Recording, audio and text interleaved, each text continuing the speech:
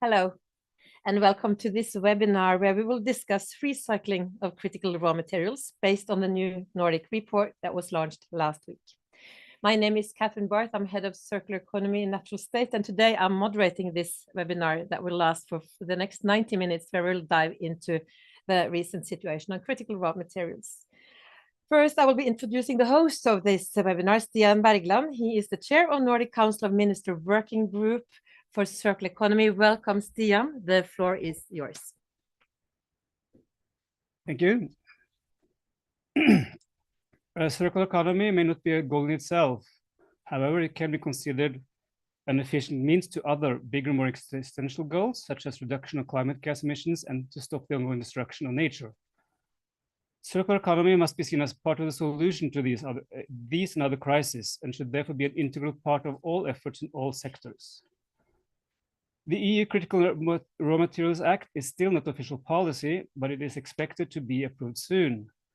The need from this act springs from the current geopolitical situation, in which access to material is insecure and may become increasingly difficult. This directly affects European industry and its competitiveness. In a sense, the Critical Raw Materials Act responds to the need for Europe to become more self-sufficient.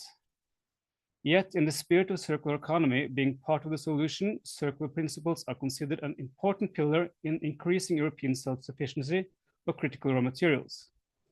In fact, the proposed act outlines that 25% of European supply should be made up of recycled materials. This is ambitious, and it will require a lot to reach the goal per raw material, such as changes to waste collection, innovation, and investment.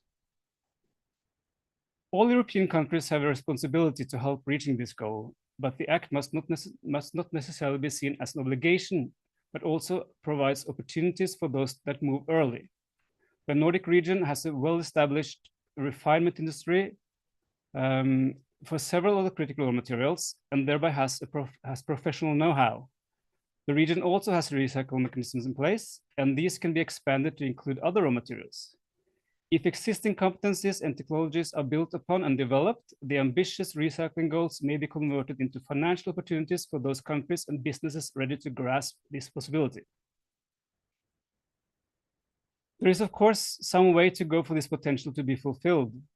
The Nordic Council of Ministers Working Group on Circular Economy, NCE, has teamed up with Nordic Innovation and is supported by Nordforsk and Nordic Energy Research to provide a perception of the potential to recycle critical raw materials in our region.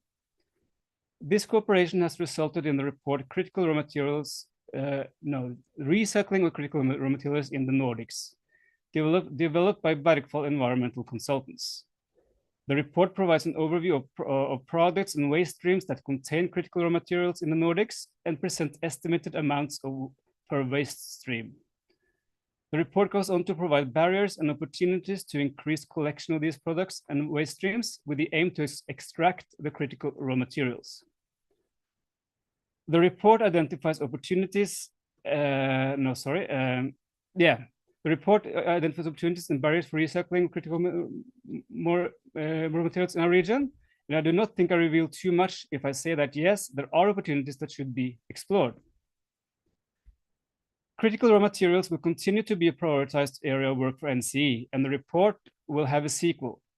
This year, we will dig deeper into recycling potentials in the Nordics, while also trying to unwrap how products with a high content of critical raw materials can be reused, and what kind of innovation to promote circularity in connection to critical raw materials is needed. Our reports aim to provide the Nordic countries with input to the national programs they must develop according to the Critical Raw Materials Act. For now, we hope that the report that is presented here today gives you an insight into the potential for the Nordic region to help Europe reach its supply goals for critical raw materials by focusing on recycling, and which measures should be taken to facilitate for this to grow into sustainable industry. Enjoy.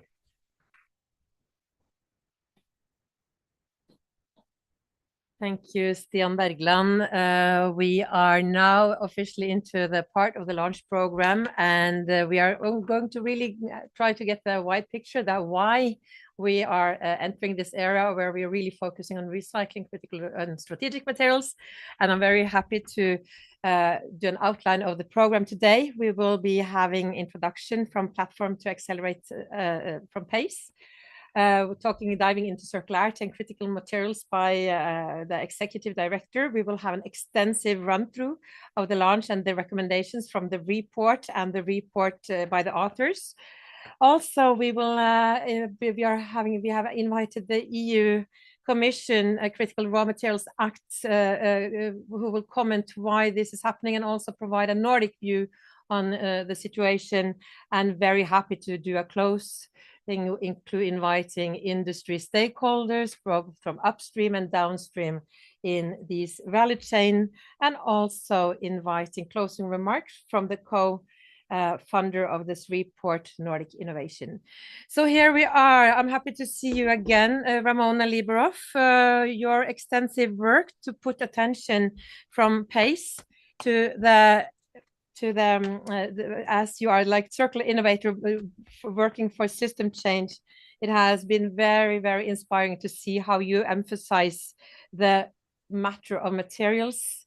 PACE is a neutral public-private collaboration. It was launched by World Economic Forum a couple of years ago, and it's a delivery platform hosted by World Resource Institutes. So welcome, getting your words on the situation. The stage is yours, Ramona. Thank you very much, Catherine, and it's a pleasure to be virtually with all of you this afternoon. As you mentioned, PACE is a public-private platform, actually started about 5 years ago now. We've seen a lot of change. One of the things we have realized is that there is a lot of fantastic knowledge in the world, like the report being launched this afternoon, but there are also a number of collaborative and communication gaps where we really try and step in and make sure we're creating the kind of infrastructure and shared understanding around these issues that enables real change. And a lot of that is actually not necessarily in the realm of the sciences or even in politics. The good news is we have some very good collaboration already to build from. For example, we know that many nations have committed to an unprecedented scale-up of renewable energy in the next few years because of climate. Many companies and countries are setting strict targets, and the European Union is definitely working on making sure that there are ambitious targets. For example, 25%, coming from recycling. We also know that for this renewable energy future, we have to speed up and we have to work together in different ways. I think the challenge that we all acknowledge, though, is that this change is in the short term going to cause enormous pressure on the earth and on its resources, and on the people on this earth, not just environmentally, but also socially and economically. Most notably, we know we are likely to face, from research from the Energy Transition Commission and others, a gap in the supply of the critical materials that we need. And this is causing a lot of in-depth study of exactly what the nature of that gap is, and also what the solutions might be. I think that the challenge is, though, that despite the enabling framework, regulatory, technological, and otherwise, and the sort of robust analysis that we see, this all does sit in a wider context. And it's part of what I wanted to share with you today before we go on to listen to the very important research later this afternoon. So, in this moment, it's probably a really good time to make sure that we don't focus too narrowly and that we use this opportunity to build better, as the phrase is often used. So how do we look and think about this issue of critical minerals beyond that of material flows and technical matters, and really see it as something to do with equity and a challenge that we all share around the world? Because quite often this question is looked at nationally or regionally, or by value chain or industry, but in fact, we're all in this together. I'd start by saying, when we talk about critical minerals, a lot of the discussion is really around supply, around the sources of supply, around the gaps in supply, around the strategies to manage supply. And we've also really tended to hone in on the needs of supply for the energy transition. However, I would suggest we also need to think about the overall resource demand that's happening beyond the energy transition. So, for example, the same exact minerals and materials are needed for the electrification of everything, for digitization, for mobility, for housing. And if we really start thinking about how we lower and slow down demand particularly in advanced economies where we have the ability to do that, we can really start thinking a little more systemically. For example, the latest Global Resources Outlook from the International Resource Panel says, if we can optimize mobility, we can actually lower demand for many of these critical minerals in the short, medium, and longer term. So we need to be thinking about the term, and we also need to be thinking about how the energy transition relates to other needs. The IRP also sets us a great challenge, which is how to think about meeting the needs of the energy transition without any delay, but also decoupling human well-being from resource use, which is something we haven't really been able to consider. So far, we've seen well-being as being very closely tied to resource use, but it doesn't have to be. And circularity in its broadest sense, well beyond recycling, is a key enabler to this. But we know also that the world is not naturally becoming more circular. It's very, very difficult to shift it. And we at PACE we've borrowed a little bit from the social sciences to try and explain that. And I wanted to give you a few things to keep in your mind as we go through this discussion this afternoon, as you all move to try and solve this challenge. So we need those who have power for resource allocation, power for how to think about these challenges, to really shift some of their underlying views, to solve for many problems at once rather than one at a time, to also look at the mental models that actually lead us to solutions that are too narrow and often technological or geopolitical in practice. So I'm going to illustrate with a few examples of these mental models. So mental model number one, I would say, is more a term that you hear from the teenagers in our lives, and it's called FOMO, or the fear of missing out. So a lot of what is driving our thinking unconsciously in many cases is really this idea that if we don't act really quickly as individual actors, nations, or regions, or value chains, we will somehow miss out because everyone else is reacting quickly, and therefore we have to get in there fast. So that often leads to very, very quick action and not necessarily coordinated action, which has some consequences. I think a second mental model, which is an interesting one, is this question of resource-rich countries and a resource-rich world. One of my headlines I use is from The Economist that basically says, don't worry, we have enough in the ground for what we need. But in that, there's a pretty problematic assumption, which is that all you need to do is get it out of the ground fast. And as we know, we really have to think of a lot more than simply more extraction. We may need it. It needs to be responsibly handled when it comes. It may need to be sped up from its classic 10 to 15 years of a new mine to a new mine.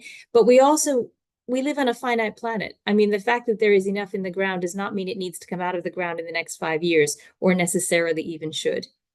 I'd also call out a third mental model that many of us, because of our educations or backgrounds, tend to bring to this question, which is this is an issue primarily about technology and about policy. So the quicker we can speed up the more advanced technologies, such as advanced recycling, better treatment of mining tailings, and other things, the technology will get us there.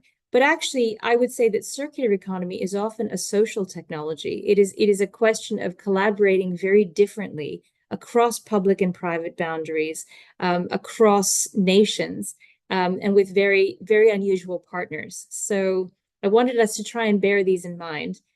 These are all very deep-seated mental models that are basically, with us from birth.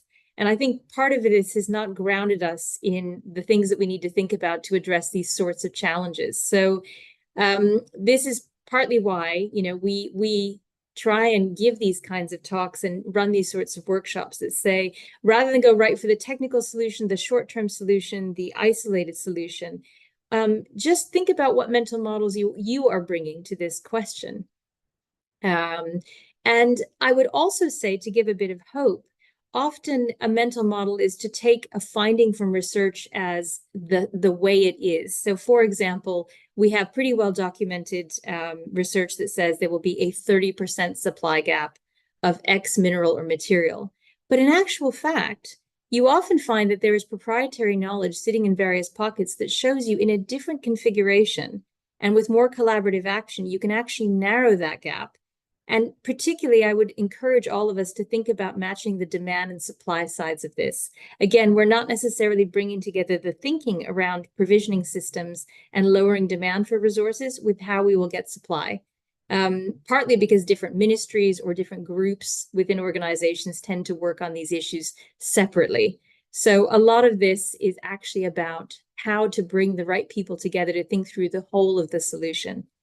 I know it's not easy to do, and I know it's a lot of a challenge, but I think I will add one more thing to think about to all of this, which is a lot about collaboration is also about communication. What do we communicate and how do we set the frame for things? For example, for circularity, recycling is such an important, but only a part of the solution. So when we think about circularity, it would be good to think about circularity as a whole. I'm not going to pretend that I've solved any questions in this brief introduction, but I will hope that I've maybe set a little bit of the context for all the very important work that you're about to hear about. And I would ask you to try and keep in mind, consider demand as well as supply. Consider different forms of collaboration that might actually get us to a more resource-efficient, circularity-first world. And also think about how you're going to communicate this to all of the people who are behind you in really what relationship resource efficiency or sufficiency has to the energy transition. And I hope very much if you're interested in any of these matters, feel free to reach out to us. And I wish you a very, very good discussion. I'll hand back now to Catherine. Thank you very much.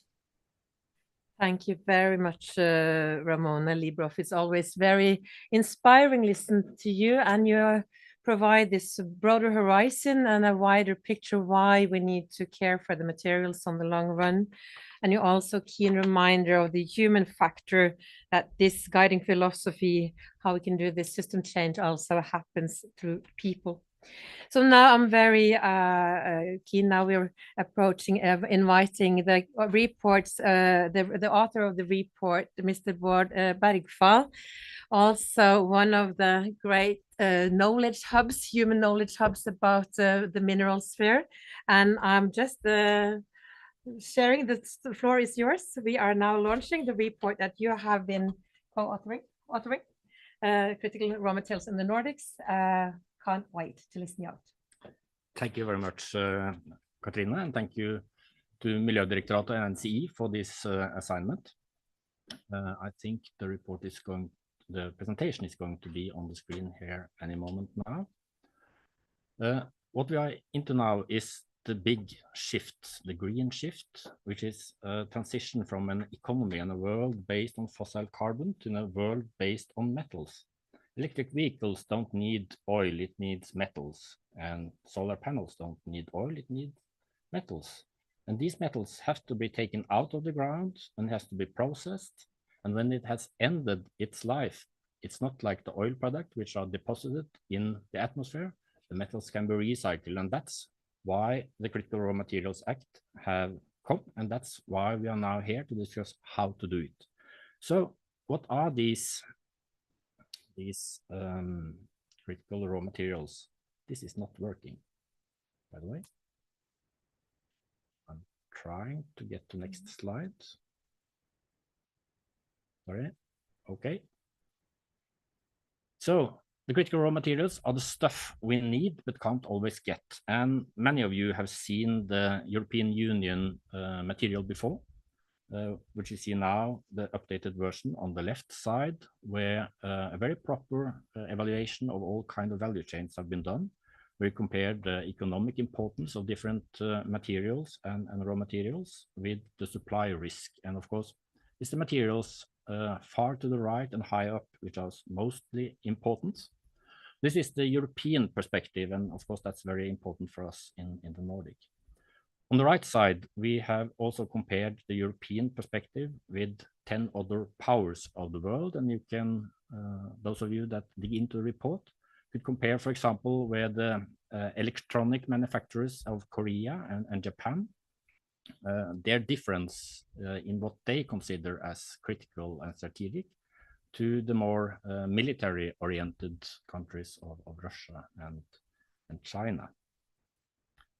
So when you take what the European Union consider as most critical and look from a volume perspective, the big chunk here is coking coal, and the need for that will disappear. All over Europe, work is now ongoing on transforming the steel industry and the aluminum industry and other metals industries from using coal as a reductant to using hydrogen and basically energy as a reductant. So the biggest part of this will actually disappear. But the rest of the materials we need for this green shift, and we need, when it's at its end of its lifetime, to recycle it. This is the supply side. You see it's a couple of elements that we actually get from Europe, and where Europe have a dominance, but it's not that much. There is one country quite dominant in many of these value chains, and it has proven several times to also add a little bit of politics into the value chain, and that's something that all other powers need to consider. In the report, we are going into each of these value chains and elements. You will find details on the economic importance and supply risk for each of them. The main applications, where you find in waste fractions, which waste fractions, and some possible measures to increase the recycling content. And for those with special interest into this, on the bottom right, for each of them, there is a market statistics of volume and price for the last 120 years. So you can make historical comparisons for each of the material and see how things are developing. So a lot of this work is based on the fantastic new legislation that comes with Critical Raw Materials Act, and I would use the opportunity to thank Peter Handley and his staff for the work that they have done on developing this regulation. It's one of the best things that we have seen in our part of the world. Previously, USA and Japan has had similar legislation, and they are quite developed in it, but now we also are about to have that in Europe. And if there is one thing you should remember from this webinar, it is that the one important thing to increase recycling of critical raw materials in Europe and in the Nordics is to implement Critical Raw Materials Act. It should be done fast, and it should be done in all countries, including the non-EU country, Norway.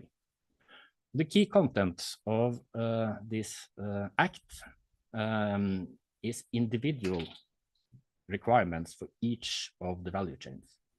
So for Europe as a whole, we need to have 10% extraction of virgin material. We need to have 40% processing, which for most of us is like a smelter or a refinery. And we need to have 25% recycling. And for much of the materials, this is a very high ambition. For half of the critical raw materials, the recycling at the moment is 0. So reaching 25% is very, very ambitious. From an engineering point of view, it sounds like 25% is low, but actually the first percent is the most difficult one. When you have solved the recycling challenges and the sorting challenges with the first percentage, it's quite easy to upscale and improve and industrialize in larger quantities. So reaching the first threshold is extremely important. So thank you for that. So we will go now into some of the products and some of the waste stream where we find a lot of these materials. You end up for many of them with electronics, renewable energy, electric vehicles, etc. But when we have looked into where we actually find the waste, we have looked at very different parts. We have followed the material from its start in the mining waste. In the Nordics alone, there are 100 million tons of waste from the mining sector landfilled every year, and some of that waste is quite rich in critical raw materials. There are millions of tons of slags and filter dust and sludges from the mineral processing industry, like the metal smelters and refineries. The electronic sector have exploded after the pandemic. All of us have bought approximately double the amount of gadgets and things while we sat at home under the pandemic, and we have a large flow of material going to come in a few years when all of these gadgets and things are used up. A large fraction, surprisingly large, is the shredder residues. So whenever we scrap a car, it's beaten into pieces and the metal is basically recycled. And I'll look a little bit into that, because in those processes, we actually lose a lot of the materials that we need. And the material that we do not recycle properly end up in incineration plants, millions of tons, and it also leaves millions of tons of ashes containing more or less all the periodic table. This is one example where we try to compare these different waste streams. The big pile is the mining waste, the tailings. You can see from the 4 examples we have here, neodymium, gallium, tungsten, and dysprosium, that the mining waste contain quite a lot of tons of these materials, but the concentration in average is quite low. So the more low-hanging fruits might be for several of the materials in other waste fractions, and I'll show you some examples of that in a couple of slides. When we aggregate all of these waste fractions with all the content of different critical raw materials, we end up in the Nordics alone with almost 1 million ton of critical raw materials that is lost every year. And this is the big challenge. We are going to recycle 25%. And we have this enormous amount of potential material that can be recycled, that can be industrialized, which we really look forward to dig further into. This is a slide showing for several of the materials. We have grouped some of them together, like the rare earth, the platinum metals, the refractory metals, and the small volume tech metals like the gallium, germanium, etc. in groups, and the rest is individual. And you see for different waste streams where the big potential will be. The most critical rare earth, for example, one of my favorites, there are 10,000 tons, which end up in waste every year in the Nordics. A huge potential, and some of that will actually quite soon start to be a new raw material for all of us. This is an example from waste electronics.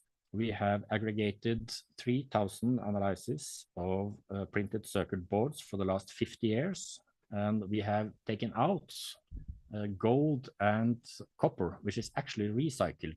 This is the amount of critical raw materials that is lost from printed circuit boards and other electronics, even when it's delivered to recycling. This is one of the items where there is actually an error in all the statistics. Whenever you deliver a laptop or a mobile phone to recycling, it is registered as recycled, even if it's only copper and gold, which is actually extracted, and all of these other metals are lost.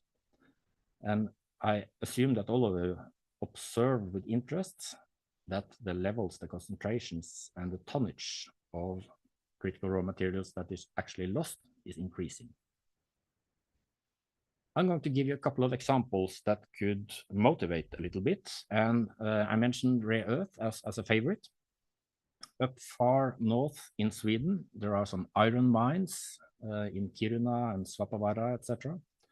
That iron contains phosphorus as a contaminant, and that phosphorus contains rare earth as a contaminant. And in order to sell the iron ore, the iron companies, they have to take out the phosphorus, and when they do, they take the rare earth with it.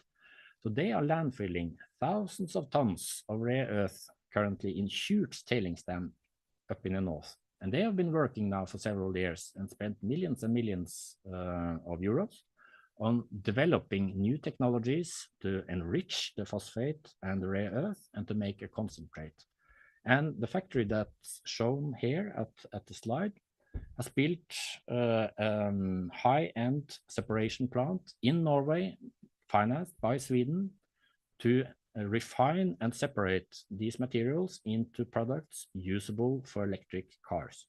So we are about to establish in the Nordic a value chain starting from tailings dam in the north of Sweden through a factory in the industrial hub of Norway and end up in electric cars in Germany. That's a fantastic European project showing what's possible to achieve with proper efforts in the critical raw materials scene. It's not been easy. We have spent some years in product and technology development, but it's a fantastic example. Another interesting example is vanadium. It's not one of the most talked about feed materials, but any of you that have ever used a screwdriver would probably also have used vanadium. For most screwdrivers are based on vanadium steels. So it could be that we should use less material, but I'm one of those conservative old guys that think that screwdrivers is a good thing to have. At current, 100% of the vanadium supply comes from the BRICS countries, and that's the countries that have allied together against the Western countries. So that's the China and Russia, etc. 100% of the vanadium comes from that. And here we have also a fantastic opportunity because the same iron ores that are contaminated with phosphorus also have some vanadium.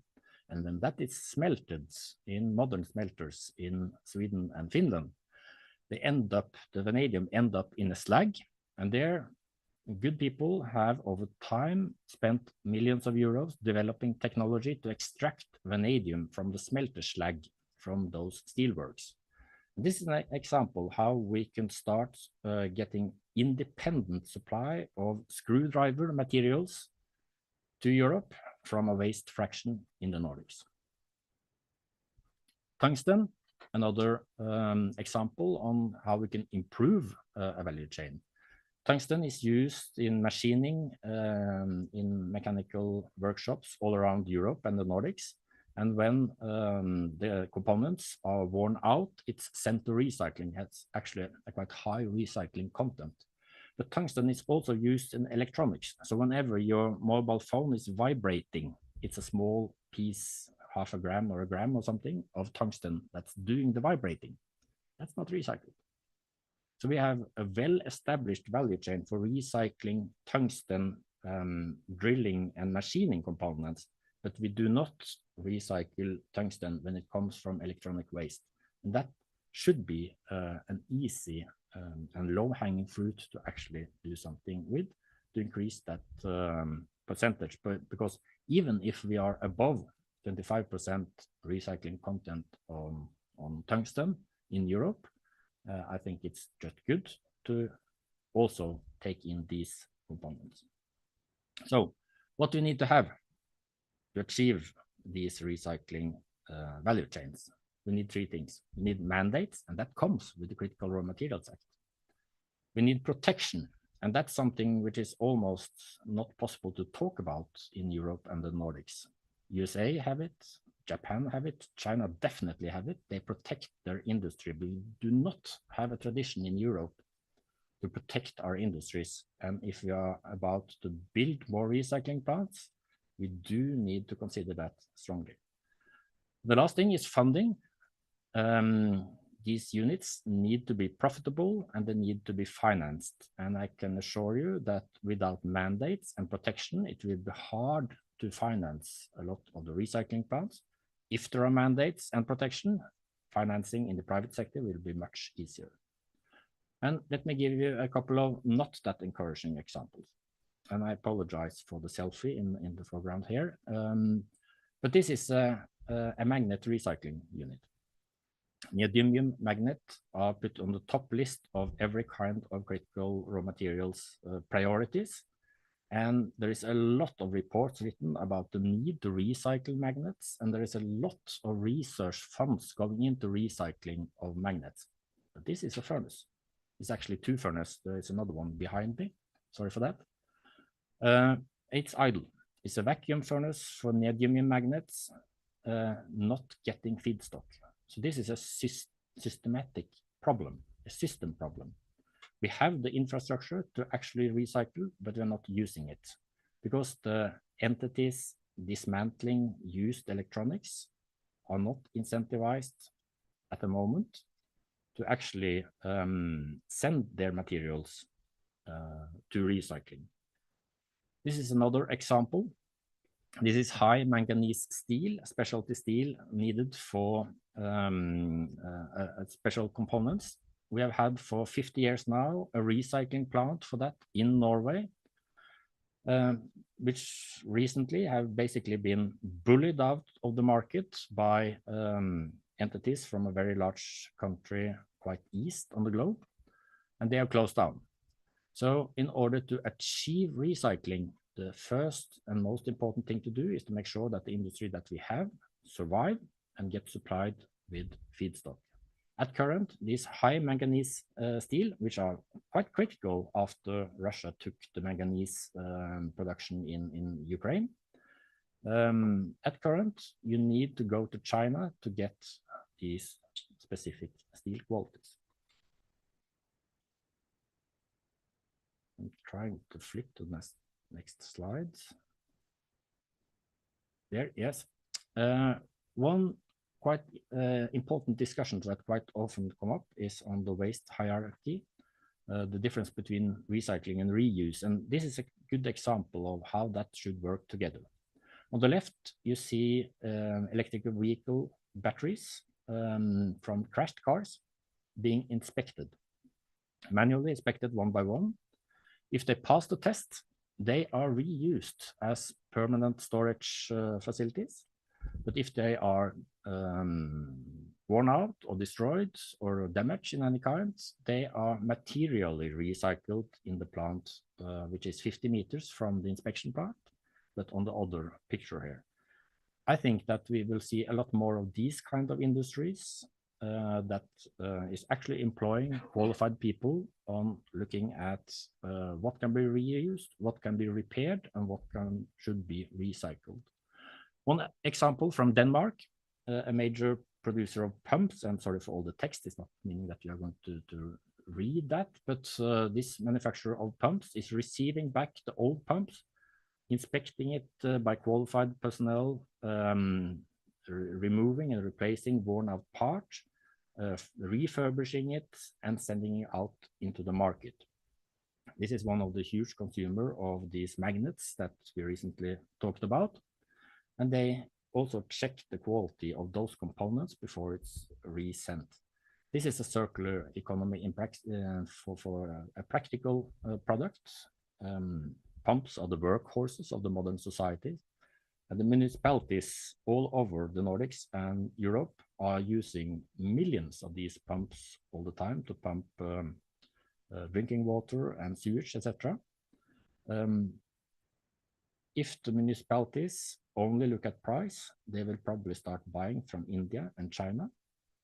If they look at the total footprint and the supply aspect, they will buy from pump manufacturers in Europe that increasingly establish these kind of circular value chains. One of the problems that we see today is that recycling is not an infinite thing. It's a 1 or 2 time phenomenon. When you scrap a car, you end up with waste fractions, product fractions, which are steel, aluminum, copper, etc. But those fractions are not similar to what you put into the car when you started. The steel is alloyed and the aluminum is alloyed. It's lacked. You end up with glues and screws and other components that are contaminating the metals. And the current infrastructure, both from the steel and aluminum and copper industries, are such that these contaminants go with the metal further on.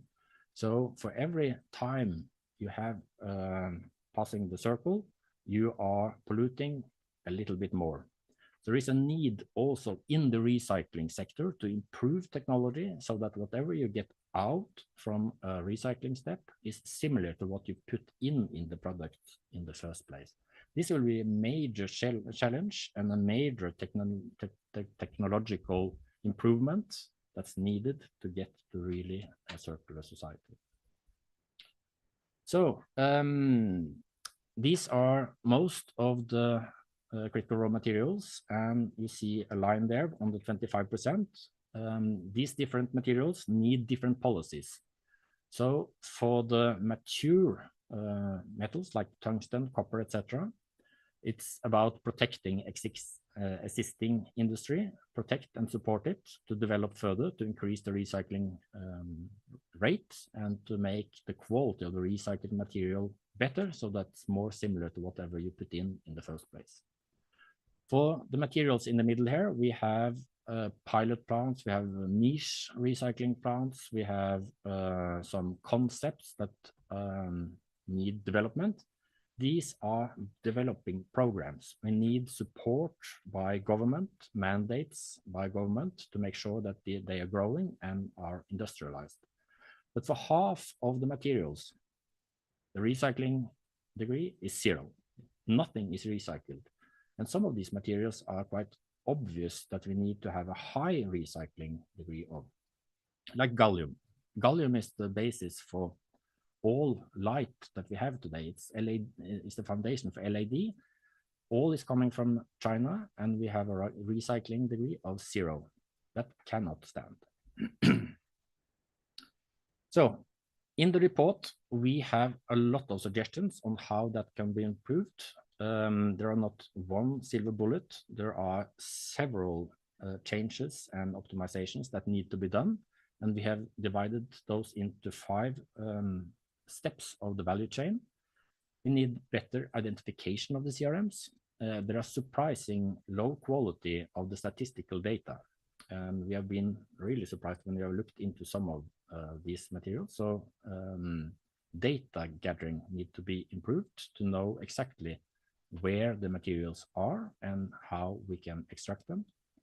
There are obvious improvements needed for the collections. The systems are not at all able to get the materials that we need for the future. All the waste collection systems are adapted to handle a waste issue and not a supply side issue. The technologies for making sure that the quality of the material coming out of the recycling streams need to be improved for many of the waste streams, and need a huge improvement on technology. And we see already that things are changing, like in the steel sector, we're going for hydrogen reduction, and in the aluminium side, we go for salt smelt technology, which will change quite substantially how we also can adapt to the recycling part. And then market condition, the recycling plants need to be protected so that we don't end up with idle furnaces and empty factory buildings. They need to be protected against undue influence from countries outside of Europe.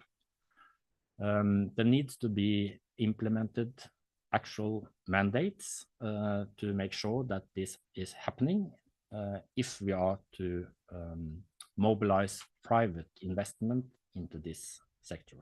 And this is, Katrine, my last slide. I am not going to read up all that's on these slides, but I hope that many of you are downloading the reports, that you are inspired to collect, to find, collect, separate, and recycle the materials. Thank you very much. This was quite a deep dive. How has this insights and report writing, were there any surprises, or how have you gathered the expertise that you have communicated today? It's strange. I've been working with these items for more than 30 years, and I've still got quite surprised with several things. I got surprised of the data quality. We had to dig quite deep to get sufficiently good data. But I'm also surprised of how many tons we found. 1 million tons of critical raw materials are lost in the Nordics every year. That's a fantastic potential for industrialization of recycling industries. What I really listen you out is this is possible. Yes. There are huge amounts when you go to, we hear these are so small fractions, but when you actually put this together and we're giving this number, this 25%, and you really provide hope that this is feasible. I also want to wind back to what we gathered from Ramon about the 4 mental models, how to approach this. And the last thing, why do you think, how do you think the Nordics is going to cope with this when we are like a part of this European family of the Critical Raw Materials Act? Well, the Nordic countries have a strong metal processing industry. So we have a lot of competence. We have a lot of the raw materials. So I think we can do quite well. We can convert this from being a problem to be a fantastic industrialization opportunity. Thank you very much. Then we are actually saying thank you. I am so lucky that I know you. At any time when I have any material questions in my life, I can call you because this kind of expertise is really valuable now in the time to come. So here, we have been hearing about the sense of urgency on critical raw materials for years and years, but this is actually getting to a new stage in the development of how we care for the materials in the Nordic region and European region. And this is where I invite to the table those who actually some kind of wrote the Critical Raw Materials Act and get some insight what's next. So here I welcome you, Peter Handley, your head of unit, and Madalena Ivanica, your deputy head of unit in the energy intensive industries and raw materials of the European Commission. We are really happy that you're joining us today, and also some kind of getting the Nordic region and Nordic industries in the European context. And really glad you are with us and you listen out the report. I hope you will share some reflections, what you heard, and also give back some kind of directions where we are now and what you see ahead. Thank you very much. So we're going to split this in the following way. I'm going to give some general framing remarks, and then Madalena will pick up on the more specifically circularity related aspects of what has been said so far. I must say I'm tremendously impressed by the presentation we just heard, and very grateful for the kind words that were expressed about the European Critical Raw Materials Act. I'm also a big fan of Nordic cooperation. The last event I took part in was a ministerial level discussion when you had the shared report about exploration in the Nordic countries, and that the more we can kind of work together as like-minded countries within an overarching European framework, the better. And at this particular point, I'd like to just say that there's a very strong Nordic dimension to the policy on raw materials. It's not only the fact that Sweden and Finland are major, not only mining, but metallurgical centers in the European Union, and as we've just heard, have a huge potential for circularity as well. I never heard that figure of a million tons of recyclable materials before. It's impressive. But Norway is already a very closely integrated part of the European Economic Area, and within the next few weeks, we shall be signing European Union Norway Strategic Partnership for Sustainable Land-Based Critical Raw Material Value Chains. It's a value chain approach. We'll be looking throughout the value chain, including at the recovery and recycling. And I must say, I was very impressed when I visited Hydrovolt's battery recycling facility with Executive Vice President Šefčovič just over a year ago. Also in the Nordic region, we of course are working closly with Greenland, which is not exactly part of the Nordic region, but by extension of Denmark, it is. So we're looking very much at all things Arctic at the moment, and our partnership with Greenland is looking very promising, although it's more virgin territory, so there's not so much of the circularity there, except if it's as circularity as part of the extraction and processing activities. But there's a lot of potential as that relationship matures. And then finally, a bit of a blank spot for us in the Nordics is Iceland. We've never really had a conversation with Iceland about the potential for cooperation on critical raw materials. But if anyone's listening from Iceland and would like to engage in a conversation with us, we're more than ready to do so. I really don't need to say much more about the Critical Raw Materials Act because it's all been said very, very well so far. I just really want to take it back a step into the why. The why is very much driven by Europe realizing that its strategic dependencies are dangerously overexposed and overconcentrated. So the solution to that is diversification. Diversification takes many forms. One is reduce your import exposure by doing as much as you can yourself. And the second is spreading your imports rather than over-concentrating them on a single source of supply. I will get more into the circularity and sustainability dimension when I pass over to Madalena. The next point I wanted to make is protection. I heard the word, there needs to be better protection. That's partly embedded in the Critical Raw Materials Act itself. It's perfectly true. We have good processing and refining capabilities, and the last thing we can afford to do is to lose what we have. In fact, we need to expand building on what we have. So we're going to be very vigilant about threats to our capabilities at this part of the value chain. And the same is also true for the development of our recycling capabilities. There are risks that we lose the feedstocks that we'll need. There are risks that we won't build up the recovery and recycling capabilities as fast as we need to. So we need to be very vigilant about this from a protection point of view, bearing in mind that this is all now framed within a broader economic security policy framework, which is not only driven by the green and the digital transitions, but increasingly and rather worryingly by the need to really get our act together much more than we have in the past for defense and security purposes. Now I'm going to just say a word about research and innovation, because we have a very large European research and innovation program called Horizon Europe, preceded by Horizon 2020. The Nordic countries, including Norway, have traditionally been very big users of this, and also very active in our various critical raw material projects, many of which are about innovative ways to identify and quantify the amounts of secondary raw materials in the economy, as well as techniques and technologies for recycling that stuff sustainably.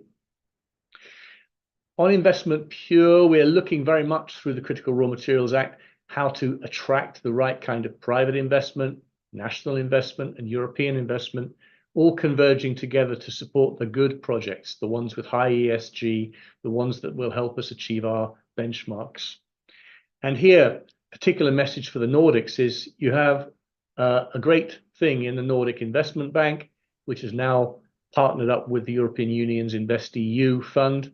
And you also have in Norway a sizable, if not enormous, sovereign wealth fund, which I know cannot really invest inside Norway itself, but could very well become a partner, plugging in with other funds to help de-risk the financing of critical raw material value chain projects in a variety of places in Europe, and also in the third countries where we are trying to develop sustainable and traceable critical raw material projects. Madalena, over to you.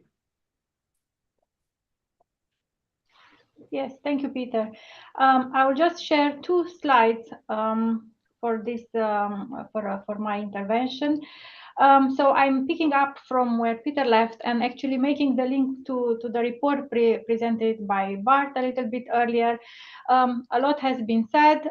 We just want to show how this the results of the report actually feed into the okay, I don't manage to share the screen. Okay, doesn't matter. So how does it fit with what the provision with the provisions of the act? So what the regulators have put in and what the governments need to do actually to progress with in this sector.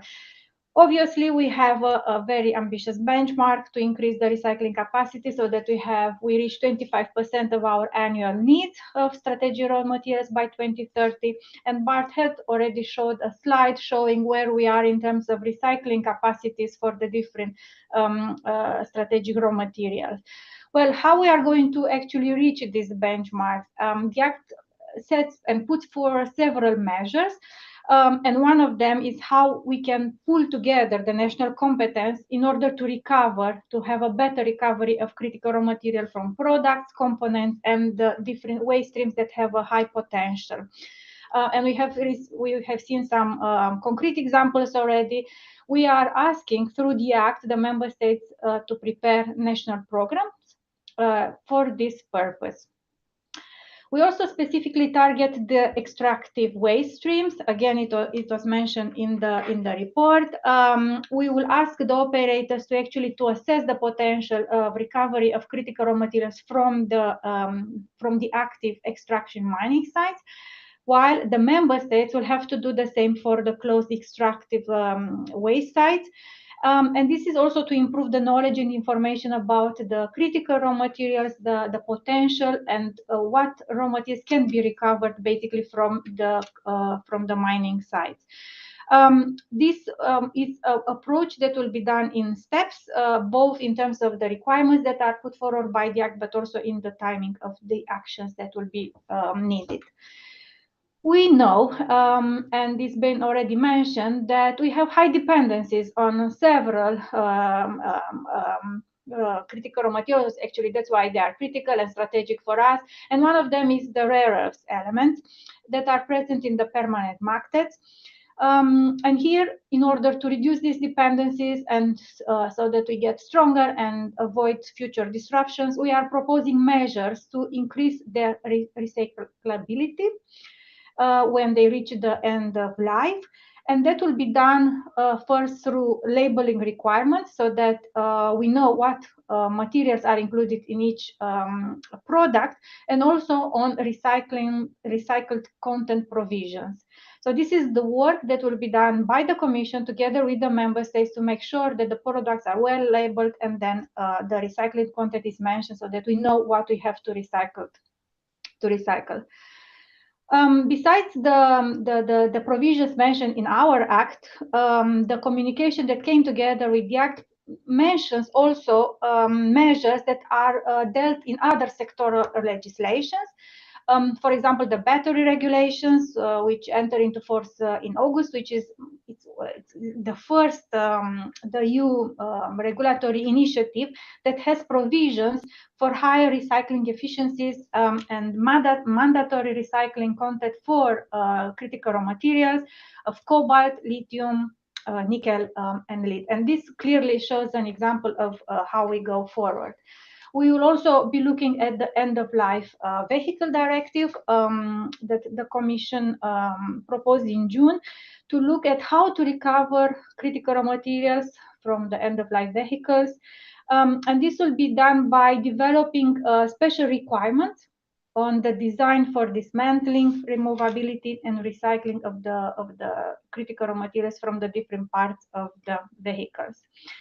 And then the WEEE directive, also mentioned a little bit earlier by Bart. We also look at measures on how to improve the information, so the information requirements, and we'll look at recovery targets that will need to be put forward so that we make sure that we actually recover critical raw material, more critical raw materials from these waste streams. Of course, we will look at how we proceed towards the 25% benchmarks, and the Act sets forward the governance structure in the form of the Critical Raw Materials Board that will have a subgroup dedicated on assessing and looking at the circularity measures prepared and put forward by the Act, and it will assess on regular basis the progress that we as the EU and the member states are doing to fulfill these objectives.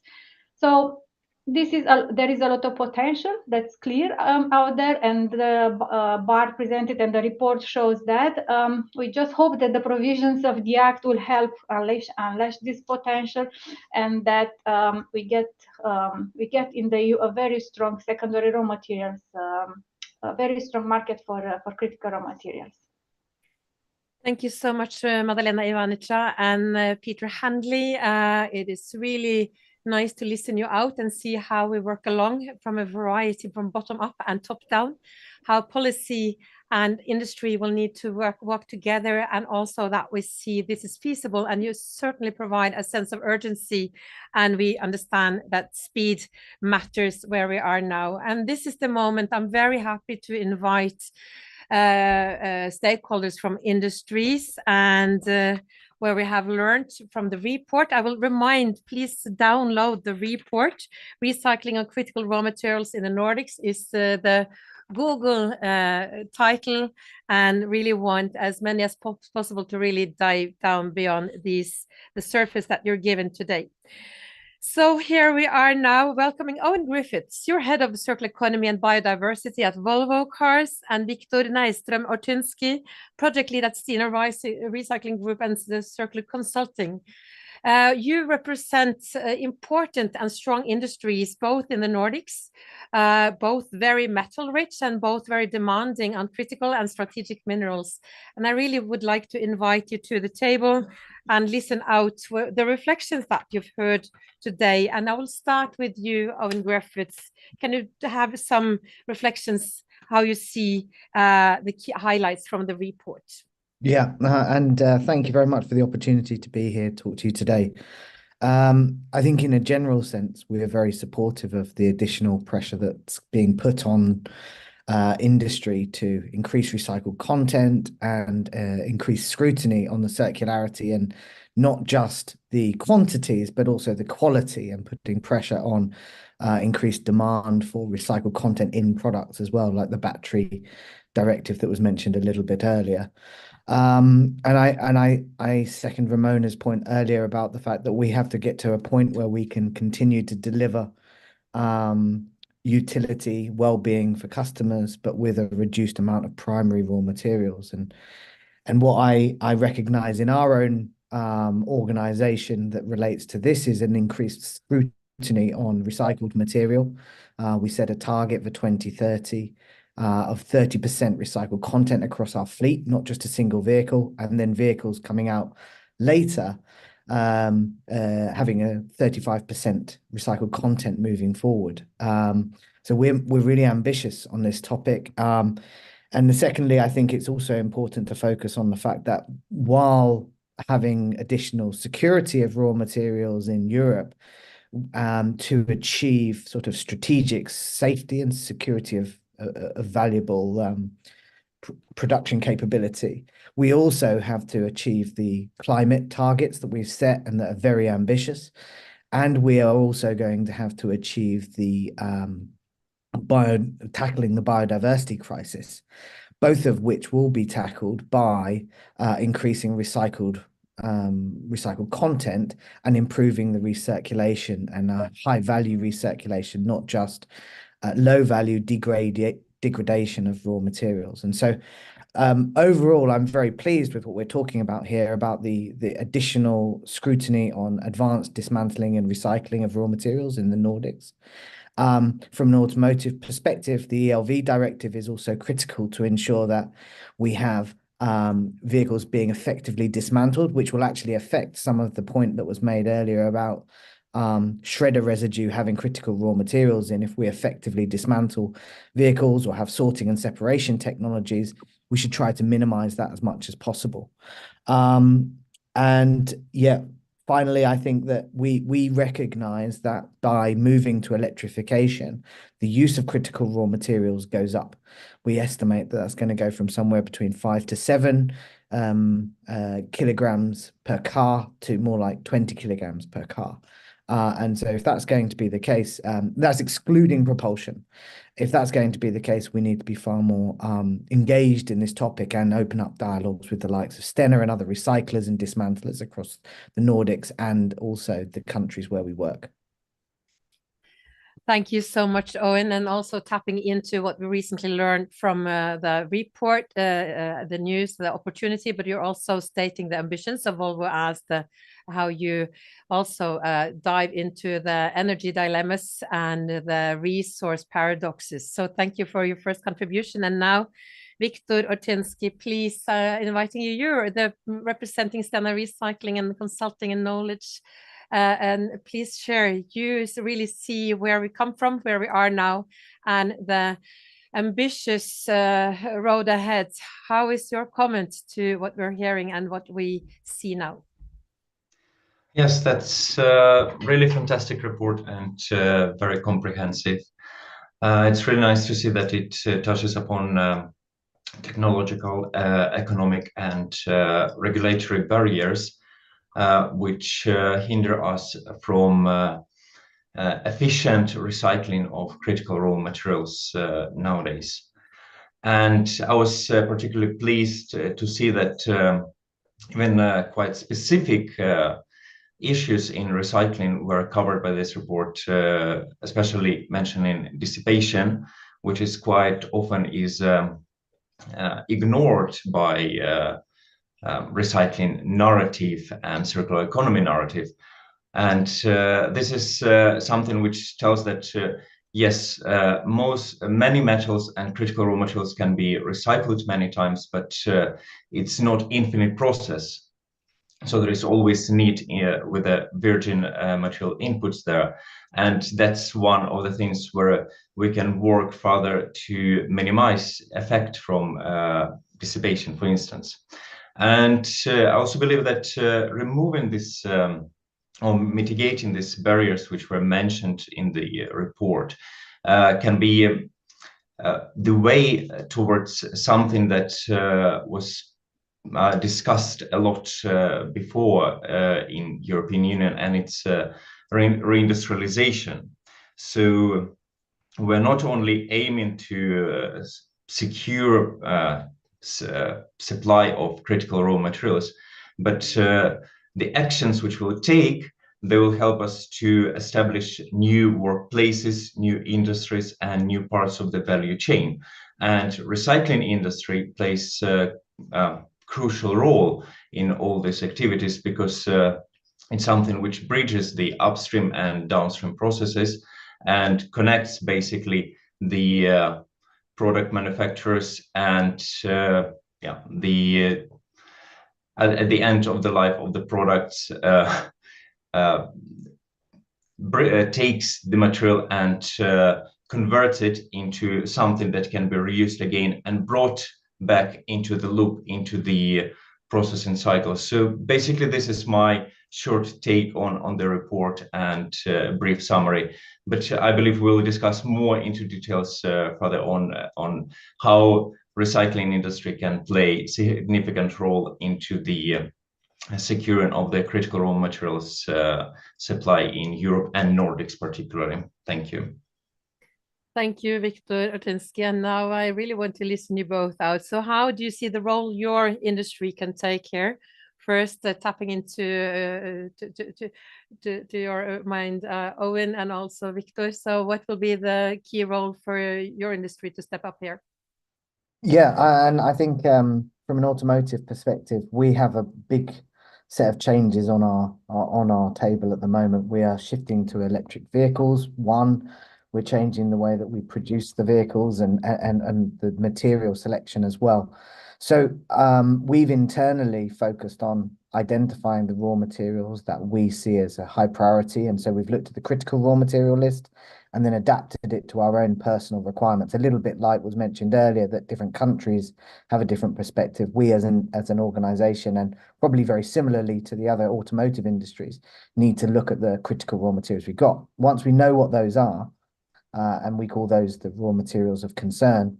Once we know what those are, we need to rationalize those as much as possible, trying to reduce the quantities so we're less at risk and have less negative impact. But where we do need to use those critical raw materials, because we can't get rid of all of them, then we need to be able to actually allow for some more technical variants. The automotive industry has designed itself to be incredibly perfect. We have to be very careful, and we have to scrutinize everything down to the 5th decimal place. And now we have to start asking a question of ourselves. We're going to take in more recycled content where batches vary a little bit. We need to be able to be prepared for that. And so we have to build that into the way in which we evaluate materials and select and design vehicles. So that's a major change that we're going through at the moment. And to do that, we need strategic partnerships from our supply chain to ensure that we can have some indication of the variability that's likely to occur, And then that knocks on all the way through to the recycling and dismantling process for visibility and transparency to ensure that we are able to sort of get some level of specificity on the materials. So I think that that's one of the key areas. Then we need to ensure that the vehicles that we put on the market and those critical raw materials that go into products live a very long life. We've talked a little bit about reuse earlier. We have a major remanufacturing and reuse program, or remanufacturing and expanding into reuse program. And we have a global footprint of battery disassembly, recycling, and remanufacturing. And where we are doing that, we are extending the life of these components which have critical raw materials in them. And where batteries are recycled, then we have a high recycling rate, and we ensure, where possible, to create a closed loop to ensure that we have that. But the product life extension is critical so that at global level, we use less critical raw materials. I think then we get on to the end of life of products, and we need to do a couple of things. One is where those vehicles end up coming to the end of their life is crucial to be managed. So an effective end of life management. Two, where it's being managed, making sure that disassembly is happening. So parts harvesting is done and disassembling potential contaminants are done. And three, making sure that while it's an informal system, the informal system is somewhere that material can be recirculated and we have visibility, and identification of where the advanced processes are critical. Then when we get to the recycling phase, we need to be really clear that there is a difference in recycling. We have, in batteries, we have pyrometallurgical recycling, which is good for variety of batteries, but maybe not so good in terms of yields. And we have hydrometallurgical processes, which is much more specific, but gives a higher yield. And so that happens in other types of materials as well. And there we have to have a consideration of the right level of consolidation. Obviously, we're not going to be shipping vehicles to be dismantled in one location across the Nordics, but some of this needs to be consolidated. And then we get to the final stage, which then hits back to the beginning, which I talked about, ensuring that recycling is targeted to reveal the highest value yields and the qualities, and recognizing what those are and informing us when we're sourcing. And it does require a different way of working with our supply chain.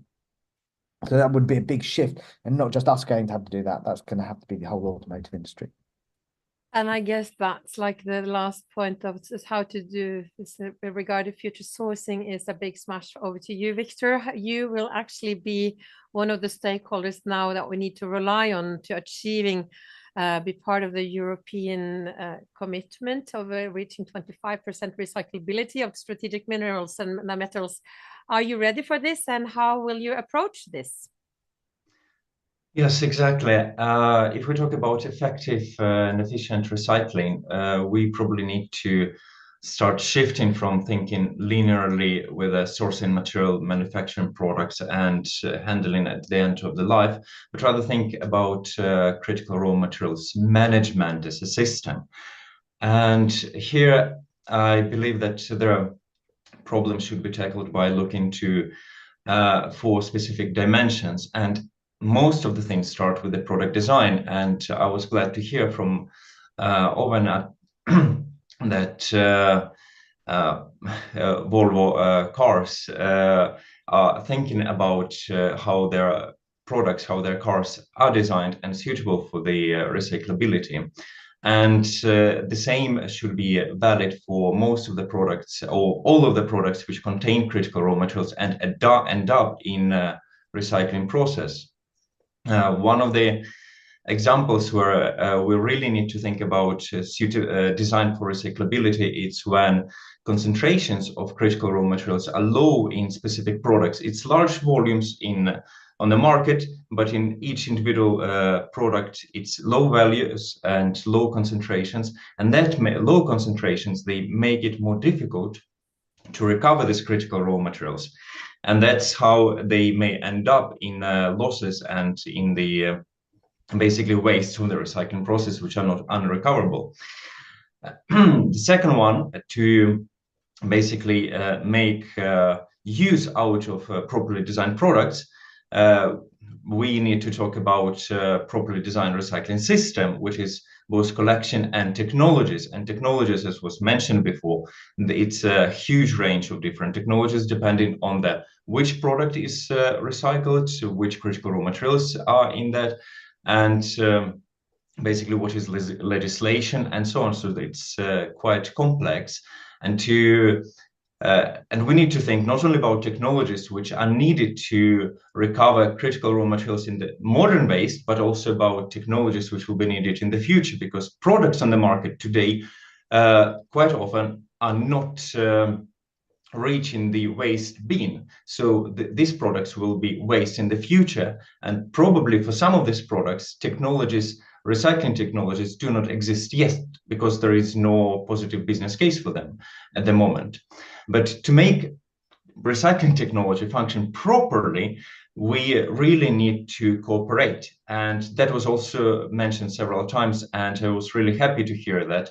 And cooperation is needed to establish the information exchange and transparency to understand what is coming to the recyclers, because we need to know what kind of material we should work with and what is the demand for the final product, for the recycled material, which quantities are needed for these critical raw materials in order to be reused again in the same type of products, because we don't want to downcycle material. We want to upcycle it as much as possible if technology allows us.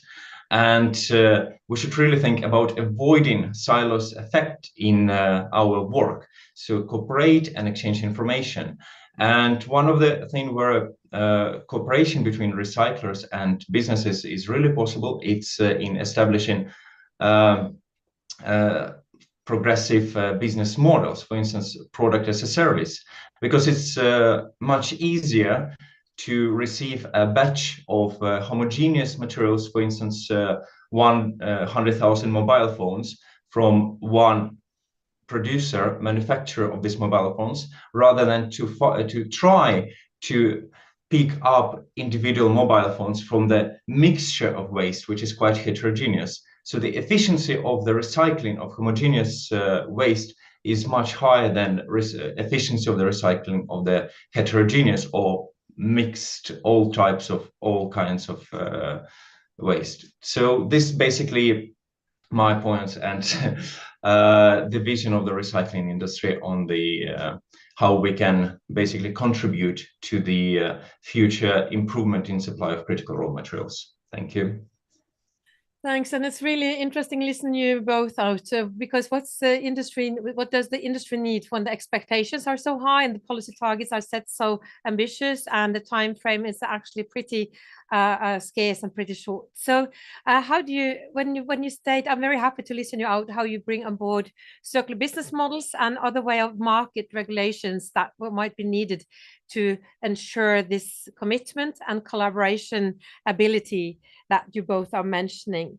So how do you see this rapid transition will relate strong to the Nordic markets now? Are there any bottlenecks we should be aware of? Input from you? You want to go first on this one? Sure. Victor, do you want to go first? Yes, you can. Yeah, please, Owen. Yeah. Victor can go first. Yes. Yeah. Yes. Concerning the bottlenecks, I think it's important to look at this question both locally and globally. If we look from the local perspective of the Nordic countries specifically, we really need to think how this legislation, European Union legislation, will be transferred into local regulations. Because when we talk about this 25% of the recycled material, it's, as was mentioned by the report, it's really different size of the gap for different critical raw materials, which they need to reach or to cover to be up to the level of 25%. And one of the really important questions is how to tackle conflicting goals because we also in Europe put much effort into the green metals, into the circular economy.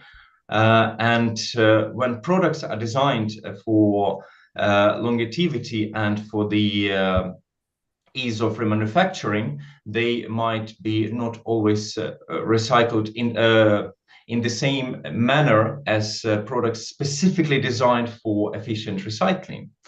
And these multiple possibilities, they need to be harmonized and synchronized somehow. So if these questions of synchronization between different green solutions will be addressed by legislators and by companies, I think it will provide great opportunities for the future. And we really need to look into the future technologies and improve technologies for recover critical raw materials, because it was mentioned not all of them really, not all of the critical raw materials are really recoverable and recyclable at the desired level. And for that, we need to cooperate a lot. Thank you, Victor. Thank you. Yeah. We are some kind of now winding down to the last minute, so I really appreciate how you emphasize the collaboration ability, and very happy to bring the two of you together in the same room. And my last request for comment is for you, Owen. How do you scope the next steps? Do you have like any hopes from your side to bring into the further discussions in the time to come? Yeah, I would really like to open a dialogue with companies that are keen to try and actually collaborate in a different way, to test out new business models where we could share some of the pricing costs. Often we just told you're going to have to pay a higher price, but actually if we're going to start engaging collaboratively, we might need to share some of the costs, but we might also need to share some of the benefit that comes later. And I think that's going to be really exciting to collaborate in new different ways. And I think the other thing that's going to be really exciting now is to evaluate these business models that are competing with linear investments. A linear investment is evaluated on criteria that have been designed for hundreds of years. And now we're trying to think about circular investments in such a way that can actually provide other benefits beyond return on investment from a financial perspective, but actually sustainability returns. That's going to be really exciting to sort of evaluate and collaborate with as well. So looking forward to it. And again, I think this is a fantastic piece of work to sort of help increase the knowledge base in the Nordics. Thank you, Owen Griffiths. Thank you, Victor Ortinsky. I really hope that this baseline report is really making it possible for both of you to leverage the agenda in your industries. And also thank you, Owen, for actually doing the roundup, mentioning the role of investments, funding, and how the financial market will respond to this. And this is the moment in our program where before we close, we are wrapping up, reminding we are doing the launch seminar, Recycling of Critical Raw Materials in the Nordics. It's downloadable from now, and please read. And this is also a report that has been funded and developed on behalf of the Nordic Working Group for Circular Economy and Nordic Innovation. And this is also why I now invite Svein to the table here, because we really want, you have been listening to this and you have been a strong supporter of this. And this is also, I would like to listen you out. How have you gathered the messages and the energy and the skills that we have been presented today? It has been very inspiring. I will learn so much. But I'm invited here to do some closing remarks. So I will start by addressing you, dear participants, and saying thank you for participating. As we wrap up this webinar, I am inspired by the depth of insight shared and discussed here today. From exploring circularity to understanding the significance of critical raw materials, the agenda has been both enlightening and engaging. The Nordic region has a long tradition in producing and processing minerals, metals, and other raw materials. The ongoing green transition requires a multitude of these raw materials. To add on, the geopolitical situation has increased the awareness of security related to critical raw materials. Going forward, the need for minerals and metals will be higher than ever. Throughout our session, we have examined the challenges of our reliance on critical raw materials. From Stian Bergeland's opening remark to Ramona Liberov's insight on circularity and critical materials, we have gained valuable perspectives on this pressing issue. Moreover, in the report, Recycling of Critical Raw Materials in the Nordics by Bård Bergfald, it is proposed concrete steps to enhance recycling and reduce negative environmental effects. We have also had the privilege of hearing from the European Commission by Mr. Peter Handley and Ms. Madalena Ivanica, who provided us with insight into the Critical Raw Material Act and what lies ahead. Following this, we have been engaged in a vibrant discussion on the industry's perspective on the importance of circular economy and critical raw materials. It was a privilege to have Mr. Owen Griffiths at Volvo Cars and Mr. Viktor Ortinsky at Stena Recycling Group sharing their valuable insight and experience. Minerals are high on the political agenda. Norway launched a mineral strategy last year, and Sweden and Finland are in process with their respective mineral strategies. I'm also excited to highlight that Nordic Innovation Sustainable Mineral Program, which underscores the Nordics' commitment to sustainable mineral production. Through initiatives like our Nordic Critical Raw Material Resilience and our own ongoing projects focusing on traceability, recovery, and recycling, we are laying the groundwork for positive change. As we conclude today, let's carry forward the insight gained and the connections made. Let's remain committed to sustainability, knowing that the road ahead may be challenges, but filled with opportunities for innovation and collaboration. Next step is to carry the torch forward nationally and explore where we should collaborate internationally within the Nordics or within the European Union. Thank you to our speakers, panelists, participants for your dedication to this important conversation. Together, let's continue working towards a future where sustainable mineral practices are not just a goal, but a reality. Thank you for your attention. Back to you, Katrine. I believe these were the loveliest last words we could get. These are prosperous words. We are going for innovation and collaboration. Svein Berg, Managing Director of Nordic Innovation, and you have been a strong and warm supporter of enhancing the innovation opportunities in circular economy for many years already through the programs you have been connecting the Nordics. So here we are, stepping stone. The reminder, we are launching the report of the recycling critical raw materials in the Nordics. Please download, read. It's also related to be aware that tomorrow the Global Resource Outlook report will be launched, and these numbers and these scientific-based recommendations are extremely relevant for any industry now, not only the ones we listen to today. So we truly believe that we are now gaining skills, gaining knowledge, acquiring the mandate that we all got, both in the European, in the Nordic and the global economy for circularity and strategic minerals. And we can't wait to see how this opportunity will be unleashed both in Europe and in the Nordics. Thank you very much to everybody who contributed today, and I'm very sure this will be on a hot topic on every agenda in the time to come, and this will be and really also listening to feedback from the report from people who are starting to use this. Thank you.